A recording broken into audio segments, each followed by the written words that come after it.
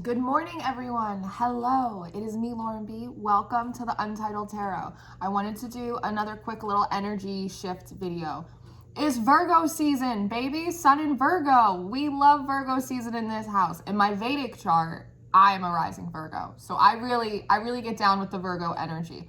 Virgo is an earth sign, nice and earthy, but it's like the quirky earth sign. Like when you think of Virgo, think Jenna Marbles. That's the best way I can describe Virgos as a whole. They're organized. They're very detail oriented. They like things in places and things, you know, everything in a nice little box. But they're quirky. They're expressive. They're much more creative and colorful than people like to give them credit for as an earth sign. They're also a mutable sign, which means that they know how to flip it and reverse it like how we do around here.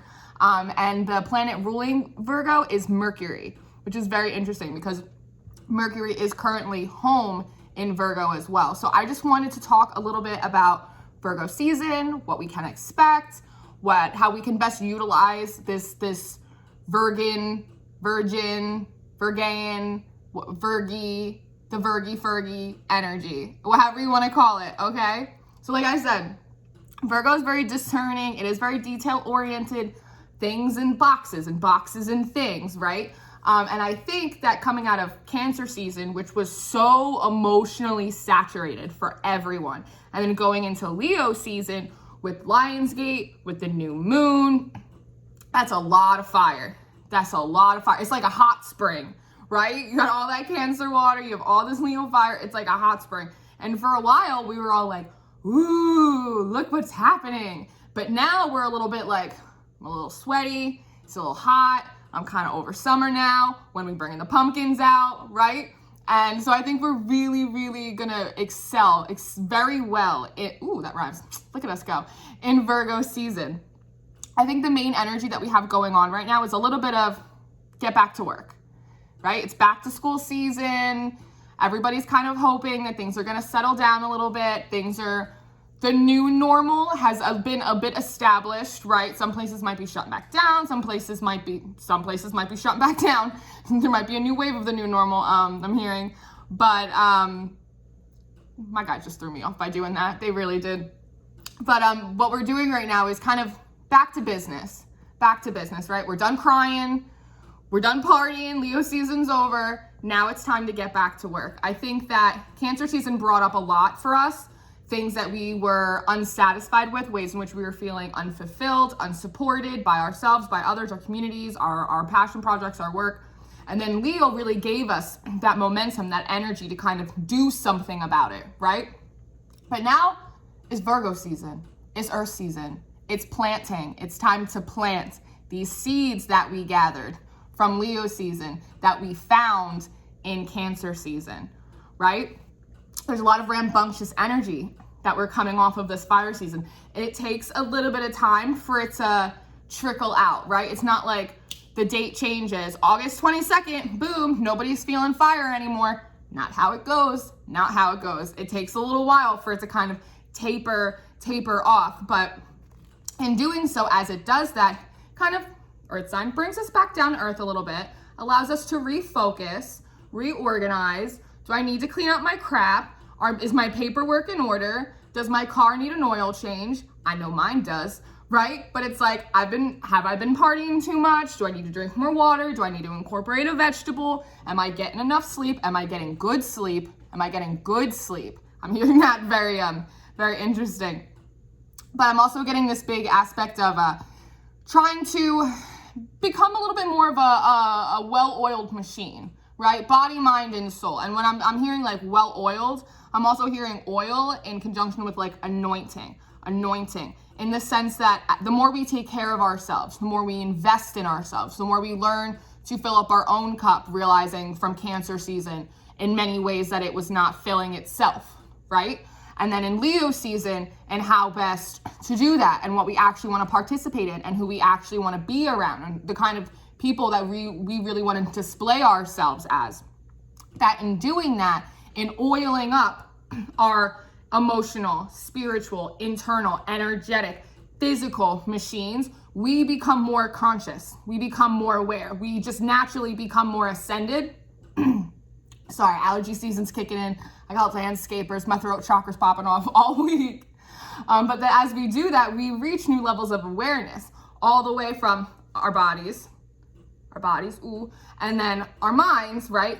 Clarity, the way we think about things, how we're processing information that's coming in and out, and our souls, the way that we feel, where we're falling on our path, on our missions, and how we feel about that. And the more we become spiritually conscious of the connection between the two, right? What's happening to us energetically and what's happening to us down in the 3D plane here on Earth, that by bettering ourselves, we inadvertently better society, right? When we are better people, when we feel better, when we act sweeter, kinder, gentler to ourselves, we can do that for others. Put that kindness back out there. See someone and be like, you know what?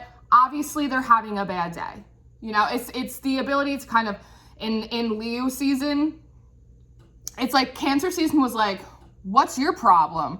And Leo season's a little bit like, that's not my problem. And Virgo season coming in is a little bit like looking at someone and going, are you having a bad day?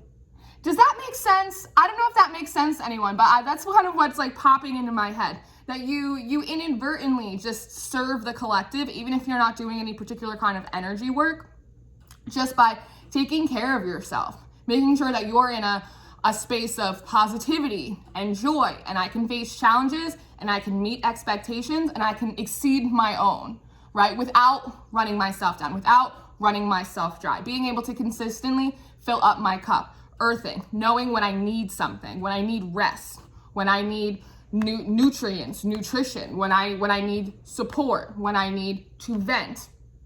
Things in boxes and things.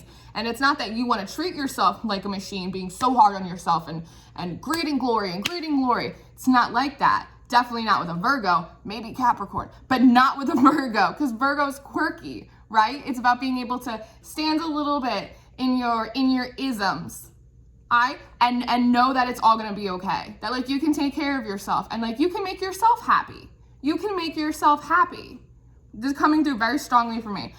However, in Virgo season, we want to be mindful of a couple things because we're in this, okay, let's get things reorganized. Like, okay, let's get back to business, back to school season. Let's get our paperwork together. Like, let's hit the ground running. It's Monday. Let's go.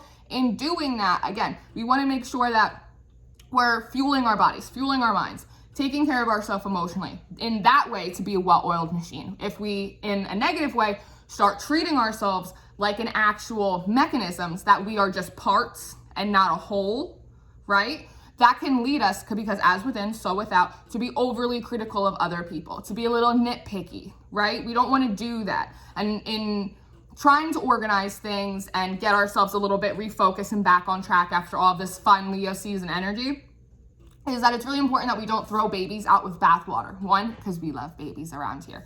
And two, because there are important life lessons and soul growth and all kinds of things that we just learned in Cancer season, and we just learned through Leo season, and we just learned through COVID and all of these things. Like, not everything has to go. And even if something does have to go, that it's almost like sit with it for a minute, see what you can take out, right? Get the juice, throw out the pulp.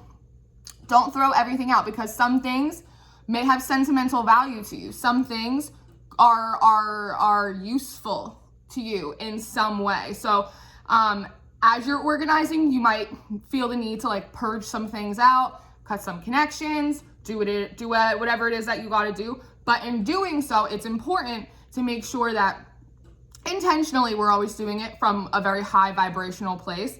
But with that how do I want to put it? Don't be ungrateful for the experiences that we've had, even if some of them were uncomfortable for us, right? Because earth signs like things comfortable as well. That's part of it. That's part of the reason why, particularly Virgos, but earth signs in general, don't like change too much, right? So there's an energy of if change comes in for you, if you realize that change has to come in some aspect of your life, because things need to be organized, things need to be trimmed down, right? Things need to kind of get back on track. So some things have to go, that we don't want to be like, okay, well, it's got to go, so just buy. Like, no, don't do that. Like, sit for a minute. Think about how much you learned from that experience, from that person. What can you take out of that and use in a positive way towards your new cycle, towards your new projects, towards reorganizing you? Let's learn our lessons that we just went through in Cancer and Leo season. I'm getting that really strongly, to help us better mechanize our system, our way of living, the way that we do things, the way that we treat ourselves, the way that we interact with people in and of itself. But we always want to be doing it from that positive place, right? It's because what is it called? Baby Fool. My baby fool. It's like that Aries energy. You kind of want to bring in a little bit like, it's like a fool energy, but it's like with all that earth energy, it's like an emperor. It's like the baby king. I like to call it Aries. It's like a baby king. You want to take a little bit of the, I know, I'm not afraid to let people see me energy from Cancer or from Leo rather, and you want to combine it with a little bit of, I feel like we want to hold on to the fire energy a little bit. I'm getting this impression that as we are going into Virgo season, everybody might get a little bit like, I don't want things to get dull and dry. So everybody's trying to hold on to a little bit of that fire energy, but holding on to it too long will burn you. So I think that's why it's important to pull in some Fool energy and in conjunction with a little bit of that like Aries Emperor energy. And if we could pull some of Sagittarius, that little philosopher, mad scientist energy as well, we can actually really kind of hold on and harness more of that fire energy for longer without us burning it up. If we almost have like, instead of a bonfire, we have like different candles in different places. I don't know if that makes any sense at all, but that's just kind of what's coming up in my head. But I think that a lot of it is about maintaining this spirit of hope, and we want to maintain our passion and our enthusiasm and our push drive to move things forward, right? I think that's why we want to hold on to that fire energy so bad, but it's also important that we need to root it for these ideas, for these relationships, for these things to really grow and fully manifest and come to pass. They have to be rooted, which is why Virgo is coming in and saying, hey, let's figure out how to do this. Let's figure out how to plant. However, let's do it with a smile on our face. Like, let's have a little fun with it. Like, we don't have to go dry and dull and vanilla unless you like vanilla, because that's your business. But we don't have to go bland just because it's Earth season time now. Like, we can still hold on to it. We can have the best of both worlds. It's that balancing. And when I was meditating on your energy, Virgo, I got catfish, which was very strange because I don't watch that show. But catfish, the symbolism behind catfish are being able to kind of swim through the currents of life. It's a lot about like adaptability and being able to process your emotions. Process your emotions. Again, looking at our past experiences, our past relationships we just went through the last couple months and saying to ourselves, all right, what did I learn from that? How did I participate in that? What can I use? What can I lose? All about this discernment. I don't know, maybe it's like rowing or something. Like, I don't know what this is, but maybe you guys should be doing a little bit of this. I don't know. But it's really about responding appropriately, like not becoming over emotional and depressive like one can do in Cancer season, and not getting a little like puffed up how one can do in Leo season, but instead kind of take a combination of all of them, really root what we know to be true, our integrity, our intentions, our self-worth, what we feel our mission is, right? And then being able to discern how to best appropriately deal with other people, deal with challenges, deal with obstacles, deal with things that are coming in. And catfish are also very symbolic of like new opportunity, a little bit like ducks, of new opportunities coming in a similar environment. So it's almost like finding buried treasure, like places that you're in all of the time, all of a sudden might have like a door opening for them. And that could be something that you could walk through. And in doing so, it allows you to kind of like almost imbibe a little bit of that Virgo, like that quirky energy. Like, let's try something a little bit different. Let's do it like systematically, but let's try something a little different. Ooh, I like that spice. Like, that's kind of the Virgo energy, right? But figuring out like which of these routines, which of these doors are going to be good for me to walk through, and which one of them are kind of like best left shut. But regardless of which ones are open or closed, being able to, again, be adaptable, make the most out of your situations, get the most out of it. This like Virgo season I'm getting is like the juice from the pulp. The juice from the pulp. Either way, you gotta squeeze it a little bit, which is lingering fire energy, which I believe we're trying to hold on to for dear life, is really providing a lot of the pressure to do that. But Virgo season, I keep getting the juice from the pulp. Figure out which one you want. The cool thing is that we have a first quarter moon.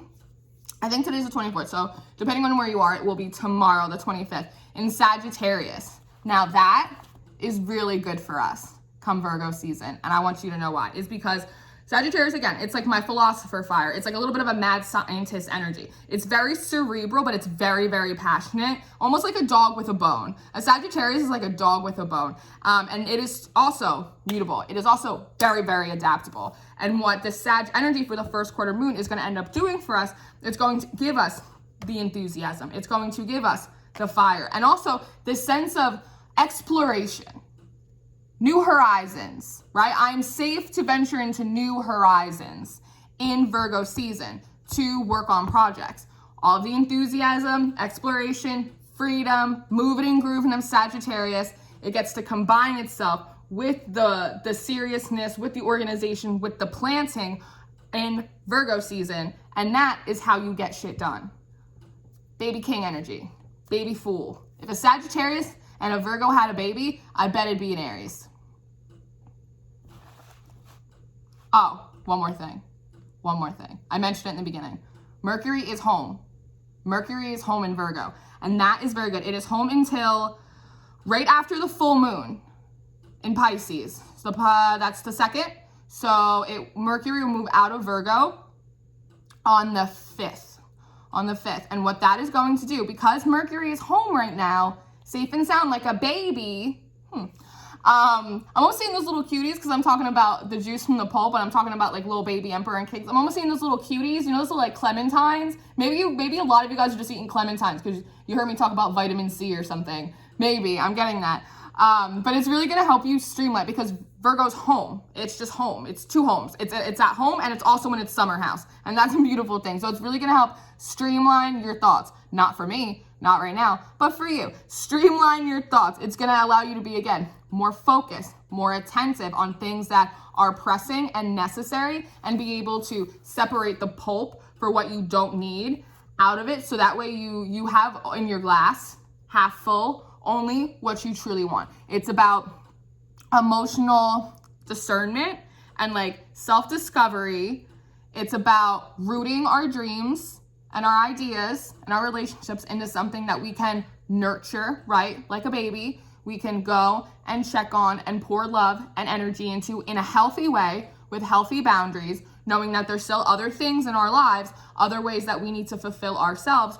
And in doing so, it streamlines our process. We become that well-oiled, well-anointed, spiritually aware and conscious machine. And then we have like overall like a maximum efficiency in our lives, which is what a Virgo always wanted. So this was your little sun in Virgo season energy read. I hope you liked it. It's still real early for me. I haven't finished my coffee yet, but I love you endlessly. So as always, these are an open forum. If you have anything you want to add, you want to teach me a thing or two, share with the class, we're here for you. This is a community. I love you guys so much. I'm going to get back to these element and design readings. And I will see you guys soon. Thank you so much. I love you. Goodbye.